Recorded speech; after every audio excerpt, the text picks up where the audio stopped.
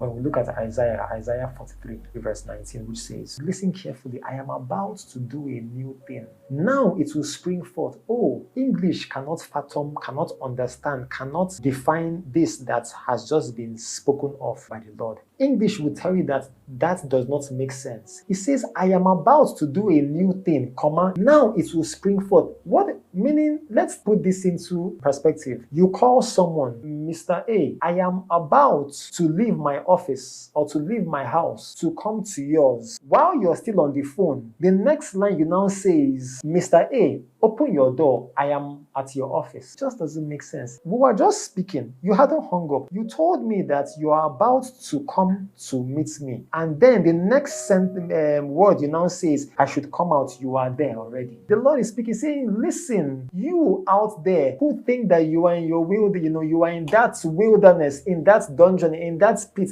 understand now that that wilderness is not to harm you, but to bring you to that expected end, to bring you to that point in accordance with the will of God for your life. But as you are there, you are to grow, to hone your skills, that spiritual giftings, and also He is making provision in that wilderness. But you need to be aware of what He is doing, because if you see it with your physical eyes, Abraham, it will just be deserts that you see. But when you open your spiritual senses, you will see that as far as you can see, that you are seeing a land flowing with milk and honey. That is that which you will possess. You will have trouble, but do not allow the trouble have you. I have this shirt. This shirt does not have me. And it says in that Isaiah 43 verse 19, it says, listen carefully. I am about to do a new thing. Now it will spring forth. But he now asks a question. Will you not be aware of it? So it is possible that God is doing things even in that your situation, but you're not seeing it because you are not aware of it.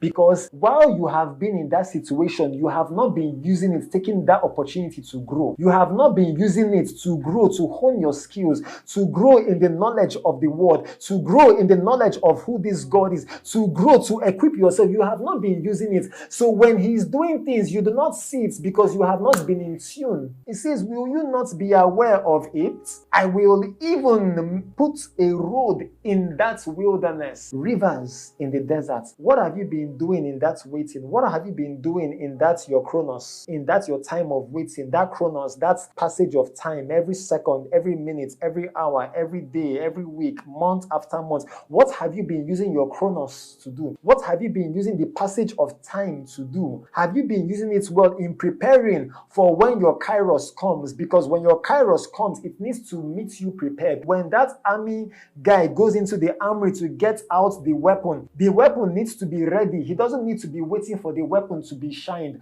or to be cleaned up. The weapon needs to be cleaned up, ready, waiting to be used in battle.